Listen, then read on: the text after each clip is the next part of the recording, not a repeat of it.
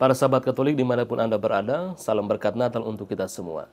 Sebagaimana kita ketahui, pada hari ini gereja merayakan pesta keluarga kudus Nazaret, Yesus, Maria, dan Yusuf. Masih dalam oktav Natal, gereja mengajak kita untuk merayakan pesta keluarga kudus dan merenungkan visi keluarga yang alkitabiah. Maka saya mengajak kita semua untuk merenungkan visi alkitabiah gereja domestik. Tidak lain dan tidak bukan adalah keluarga itu sendiri. Kalau kita kembali kepada bacaan-bacaan yang kita dengarkan pada hari ini, sebetulnya ada 3 garis besar yang mesti kita renungkan secara bersama. Apa saja 3 garis besar itu? Yang pertama adalah struktur dari keluarga itu sendiri, yang kedua perjuangan, lalu yang ketiga adalah strategi. Nah, kita mulai dari yang pertama, struktur. Bacaan pada hari ini mengajak kita untuk melihat secara lebih detail bentuk dasar, struktur dasar dari sebuah keluarga.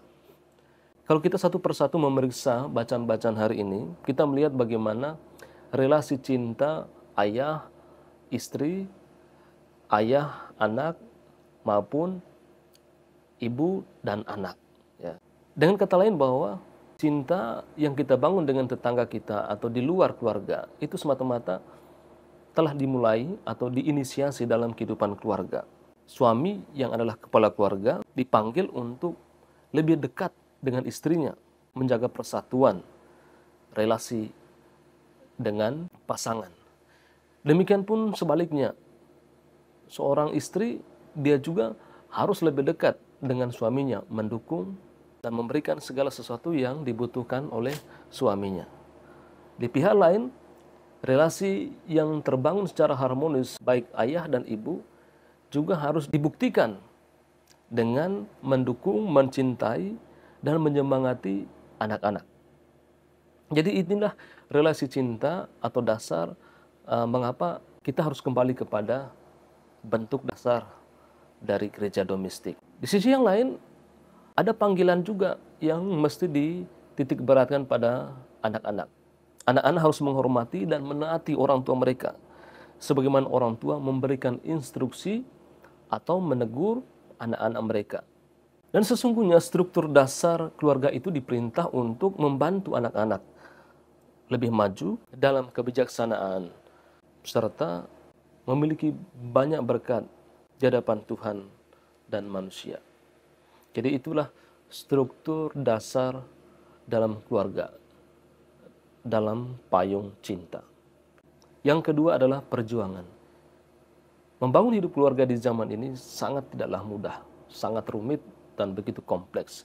Nah, kalau kita melihat poin yang kedua, sebetulnya masing-masing kita itu seringkali gagal dan jatuh dalam hal ini. Jelas bahwa hidup berkeluarga itu bukan menyatukan dua pribadi yang sama. Keluarga itu adalah persatuan dari dua pribadi yang berbeda, jadi sangat kompleks. Itulah mengapa bahwa pernikahan itu tidak pernah sempurna, untuk mengatakan bahwa tidak ada keluarga yang sempurna. Yang demikian tentu ada pengorbanan, ada komitmen, dan juga ada cacat yang memang harus dilalui. Nah, inilah yang namanya perjuangan.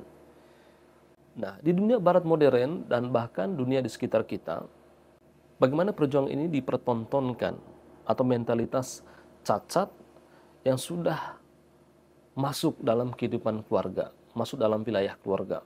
Kita bisa menyebutnya seperti dosa hidup bersama atau kumpul kebo, ya kan? Tanpa ada ikatan sama sekali. Lalu percabulan, aborsi, perselingkuhan, homoseksual, pelecehan seksual terhadap anak-anak. Juga ditambah dengan meluasnya penerimaan kontrasepsi yang telah memfasilitasi ilusi seks tanpa konsekuensi. Nah, ini sudah masuk dalam ranah keluarga. Tantangan ke depannya adalah bagaimana ikatan tadi, struktur dasar cinta, ini harus diperkuat. Sebab kalau tidak, ini akan menjadi bumerang bagi relasi dalam keluarga. Poin yang ketiga adalah strategi. Saya percaya bahwa masing-masing keluarga memiliki kecakapan, bahkan memiliki strategi khusus bagaimana menghalau atau mengatasi setiap gelombang persoalan dalam hidup berkeluarga. Pada poin ini saya lebih fokus pada bagaimana strategi kita memberikan nilai-nilai tambah, nilai-nilai moral kepada anak-anak kita. Harus diingat bahwa ayah dan ibu itu adalah perpanjangan tangan Allah untuk menjaga, merawat, memelihara, mendidik anak-anak. Mereka adalah anak-anak Allah yang dititip kepada kita, maka perlu dijaga dan perlu dibantu dalam pertumbuhan. Maka anak-anak itu berhak mengharapkan dua orang tua yang walaupun pada kenyataannya seringkali anak-anak itu tumbuh dalam keluarga yang tidak lengkap, ya. Ada yang tumbuh hanya dengan seorang ayah ataupun sebaliknya dia tumbuh hanya dengan seorang ibu. Tapi idealnya bahwa dia berhak memiliki dua orang tua, ayah dan ibu yang memiliki komitmen hingga maut memisahkan. Apapun yang kurang dari ini merupakan ketidakadilan yang serius terhadap anak-anak dan dosa berat di hadapan Allah.